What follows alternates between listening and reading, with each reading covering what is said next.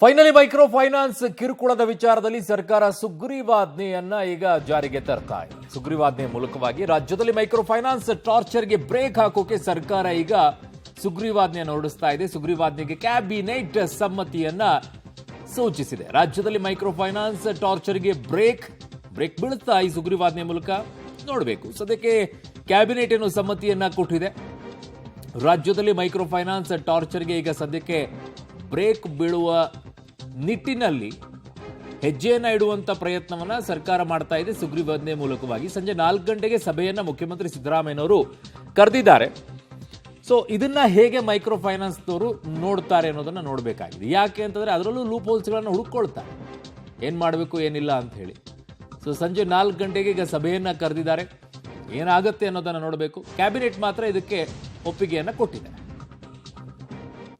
Come back with some modifications.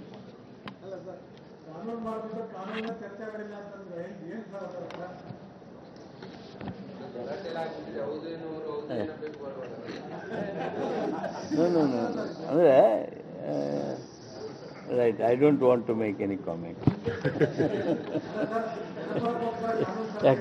ಯಾಕಂದ್ರೆ ನೀವು ಅಂದಂಗೆ ನಾ ಅಂದೆ ಅಂದ್ರೆ ದಟ್ ವಿಲ್ ಬಿ ಹಾರ್ಶ್.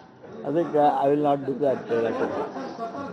ನೋಡಿ, ನಗರಾಭಿವೃದ್ಧಿ ಇಲಾಖೆ ವೀರಪ್ಪನ್ ಕಾರ್ಯಾಚರಣೆ STF ಕಾರ್ಯಪಡೆಯಲ್ಲಿ ಕರ್ತವ್ಯ ನಿರ್ವಹಿಸಿದ ಸುಗ್ರೀವಾಜ್ಞೆಗೆ ಈಗ ಕ್ಯಾಬಿನೆಟ್ ಸಮ್ಮತಿಯನ್ನ ಕೊಟ್ಟಿದೆ. ಬಟ್ ಸಂಜೆ 4 ಗಂಟೆಗೆ ಸಭೆಯನ್ನ ಕೂಡ ಕರೆದಿದ್ದಾರಂತೆ ಮುಖ್ಯಮಂತ್ರಿಗಳು. ಫೈನಲಿ ಈಗ ಸುಗ್ರೀವಾಜ್ಞೆಯನ್ನ ಹೊರಡಿಸುವಂತ ಕೆಲಸಕ್ಕಂತೂ ಸರ್ಕಾರ ಮುಂದಾಗಿದೆ. ಕ್ಯಾಬಿನೆಟ್ ಒಪ್ಪಿಗೆಯನ್ನ ಕೊಟ್ಟಾಗಿದೆ. ಈಗ ಯಾವ ರೀತಿಯಲ್ಲಿ ಇದಕ್ಕೆ ಕಡಿವಾಣ ಹಾಕೋದ್ರಲ್ಲಿ ಸರ್ಕಾರ ಹೆಜ್ಜೆಯನ್ನ ಇಡುತ್ತೆ ಅನ್ನುವಂಥದ್ದನ್ನ ನೋಡಬೇಕಾಗಿದೆ. ಸುಗ್ರೀವಾಜ್ಞೆ ಹೊರಡಿಸಿರೋ ಮಾತ್ರಕ್ಕೆ ಎಲ್ಲವೂ ಕೂಡ ಆಗ್ಬಿಡುತ್ತಾ?